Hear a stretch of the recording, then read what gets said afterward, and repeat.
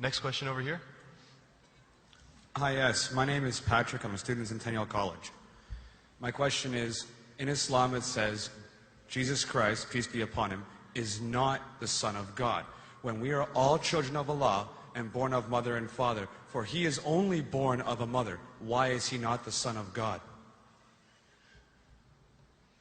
Brother Patrick asked a very good question, a very important question. He said that why in Islam is Jesus Christ, peace be upon him, not considered as Son of God? When we all are children of God, he being born of a virgin woman, all the more reason should be. See brother, if you tell we are children of God, in that way I've got no problem at all.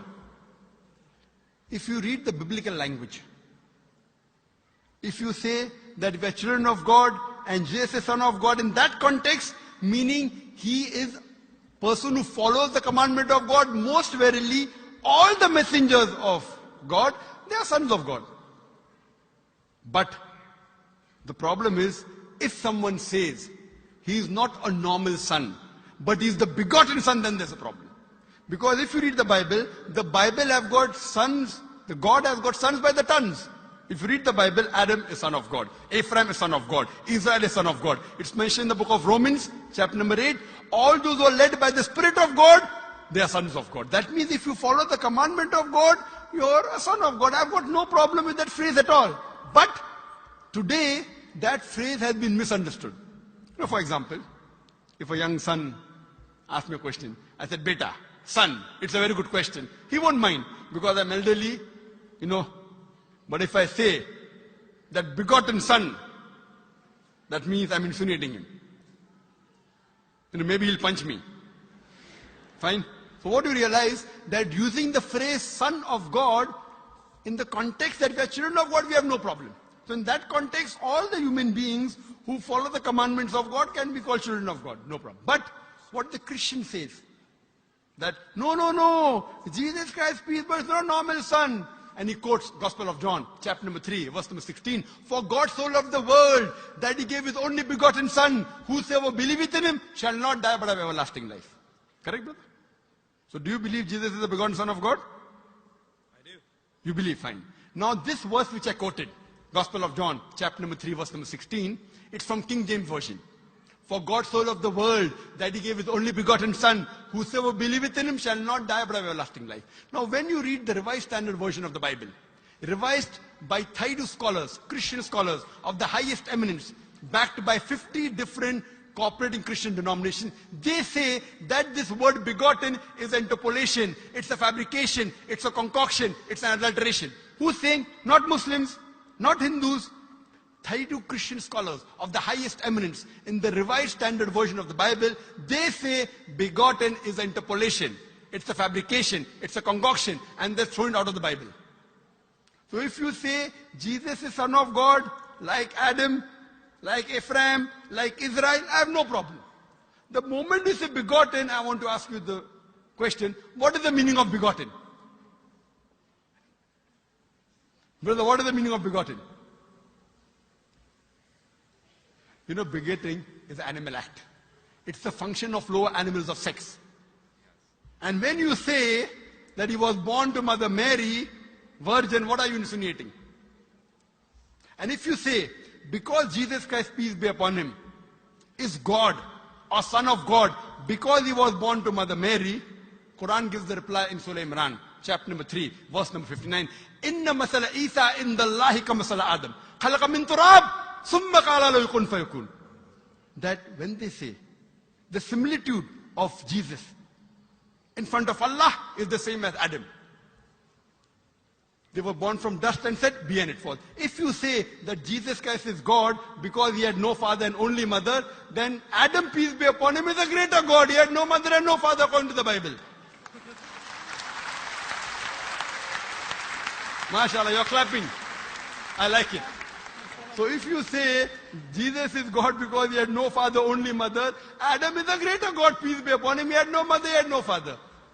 I never referred to him as a God, but Son of God. That's right. Fine. So Adam is a bigger son of God. Right or wrong?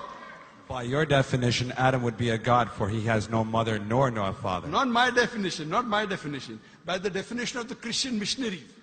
By my definition, he is a messenger of God. Because God cannot beget. I told you in my talk. Lam yalid wa lam yulad. He begets not, nor is he begotten. The moment God begets, he is not God. Son of God meaning pious person, I agree. That's the reason Allah subhanahu wa ta'ala in the Quran, in 99 attributes, he has missed out Ab, father. Why? It's a good attribute, but Allah did not mention Ab meaning father because people started having wrong meaning of the word father. So he used the more difficult word Rab, but did not use Ab. Logically it's fine, but Almighty Allah subhanahu wa ta'ala purposely did not use the attribute Ab in the Quran because people will misunderstand. That's the reason English-wise, saying Jesus is the Son of God, meaning messenger of God, I'm with you. But the moment you say begotten Son, I have objection. So you say Jesus is a messenger of God, I say peace be upon him after his name. So I respect Jesus Christ, peace be upon him, more than you, Brother Patrick. Because when I take his name, I have to say peace be upon him. If I do not say that, I'm wrong. So I love Jesus Christ, peace be upon him, more than you. I follow his teaching more than you. And if you want, I can prove it to you. That's a different argument, not for tonight. Sorry? That's a different argument and not for tonight. Okay, fine. I'll give you a few things. Jesus Christ, peace be upon him. Fine?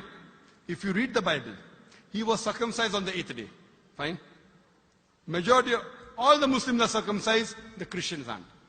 So if you say Christian means a person who follows the teachings of Jesus Christ, peace be upon him, then it's mentioned in the book of Leviticus, chapter number 11, verse number 7 to 8. It's mentioned in the book of Deuteronomy, chapter number 14, verse number 8. You should not have pork. It's mentioned in the book of Isaiah, chapter 65, verse number 2 to 5. Should not have pork. Muslims don't have pork. Most of the Christians have pork. If you read the book of Ecclesiastes, chapter number 5, verse number 18, in the book of Proverbs, chapter number 20, verse number 1, it says you should not have alcohol. Muslims as a whole don't have alcohol. Most of the Christians have alcohol. If you say Christian means a person who follows the teachings of Jesus Christ, peace be upon him, we Muslims are more Christian than the Christians themselves.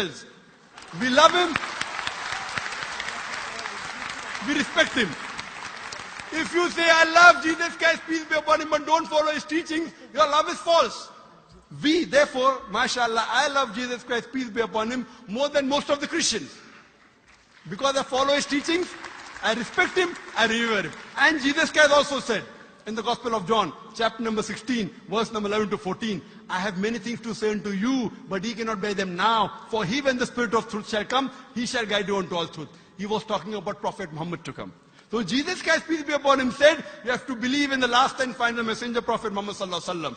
So even that way I'm following Jesus Christ, peace be upon him. I believe in Prophet Muhammad. Do you believe in Prophet Muhammad as the messenger of God? I do. MashaAllah. Now you're more closer to... Allahu Akbar. Allahu Akbar.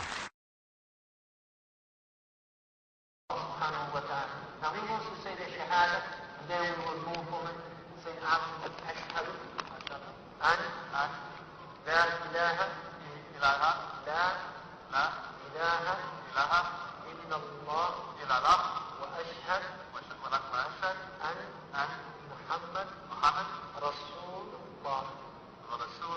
Rasul, Allah. I'm more excited than him. Allahu Akbar. Allahu Akbar. Allahu Akbar. Allahu Akbar. Welcome your brothers and your families. Welcome in.